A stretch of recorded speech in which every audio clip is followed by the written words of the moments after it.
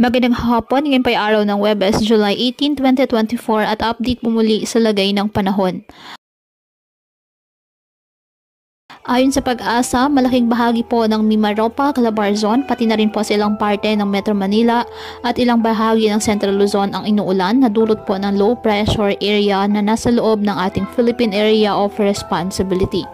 Namataan ang nasabing low pressure area sa katubigan ng Romblon patungong Oriental Mindoro at posible itong maging bagyo sa South China Sea. Ngayong araw ang Visayas, Bicol Region, Caraga, Marinduque at Romblon asahan na maulap na halangitan na may kalat-kalat na pag-ulan at thunderstorms dahil sa low pressure area. Ganon din po ang Cagayan, Isabela, Quirino, Aurora, Bulacan, Laguna, Rizal at Quezon. Dulot din po ng trough ng nasabing LPA.